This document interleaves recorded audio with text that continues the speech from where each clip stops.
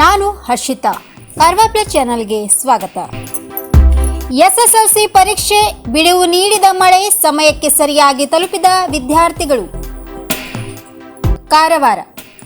ಎಸ್ಎಸ್ಎಲ್ಸಿಯ ಮೊದಲ ದಿನದ ಪರೀಕ್ಷೆಯು ಜಿಲ್ಲೆಯ 122 ಕೇಂದ್ರಗಳಲ್ಲಿ ಸೋಮವಾರ ನಡೆಯುತ್ತಿದೆ. ವಿದ್ಯಾರ್ಥಿಗಳು 2 ತಾಸು ಮುಂಚಿತವಾಗಿಯೇ ಪರೀಕ್ಷಾ ಕೇಂದ್ರಗಳಿಗೆ ತಲುಪಿದರು. ಅವರ ದೇಹದ ಉಷ್ಣತೆ ಪರೀಕ್ಷಿಸಿ ಕೈಗಳಿಗೆ ಸ್ಯಾನಿಟೈಸರ್ ಸಿಂಪಡಿಸಿ ಕೇಂದ್ರಗಳ ಕೊಠಡಿಗಳಿಗೆ ಕಳುಹಿಸಲಾಯಿತು. ಭಾನುವಾರವಿಡೀ ಅಬ್ಬರಿಸಿದ ಮಳೆ ವಿರಾಮ ನೀಡಿದ್ದು ಮಕ್ಕಳಿಗೆ ಬರಲು ಸಾಕಷ್ಟು ಅನುಕೂಲವಾಯಿತು. ಕಾರವಾರ ಶೈಕ್ಷಣಿಕ ಜಿಲ್ಲೆಯಲ್ಲಿ 10,252 ಹಾಗೂ ಶಿರಸಿ ಶೈಕ್ಷಣಿಕ ಜಿಲ್ಲೆಯಲ್ಲಿ 10,033 ವಿದ್ಯಾರ್ಥಿಗಳು ಎಸ್ಎಸ್ಎಲ್ಸಿ ಪರೀಕ್ಷೆ ಬರೆಯಲು ನೋಂದಣಿ ಮಾಡಿಕೊಂಡಿದ್ದಾರೆ. ಕಾರವಾರ ತಾಲೂಕಿನ ಉಳಗ ಮಹಾಸತಿ ವಿದ್ಯಾಲಯದಲ್ಲಿ ಗೋವಾದ 67 ವಿದ್ಯಾರ್ಥಿಗಳು ಪರೀಕ್ಷೆ ಬರೆಯುತ್ತಿದ್ದಾರೆ. ಅವರಿಗೆ ರಾಜ್ಯದ ಗಡಿ ಮಾಜಾಳಿಯ ಚೆಕ್ ಪೋಸ್ಟ್ನಲ್ಲಿ ಆರೋಗ್ಯ ತಪಾಸಣೆ ಮಾಡಿಯೇ ಬರಲು ಅವಕಾಶ ನೀಡಲಾಗಿದೆ.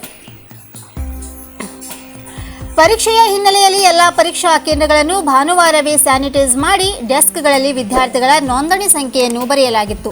ಪರಸ್ಪರ ಅಂತರ ಕಾಯ್ದುಕೊಳ್ಳುವ ಸಲುವಾಗಿ ಪ್ರತಿ ಕೊಠಡಿಯಲ್ಲಿ ಗರಿಷ್ಠ 12 ವಿದ್ಯಾರ್ಥಿಗಳು ಮಾತ್ರ ಪರೀಕ್ಷೆ ಬರೆಯಲು ವ್ಯವಸ್ಥೆ ಮಾಡಲಾಗಿದೆ.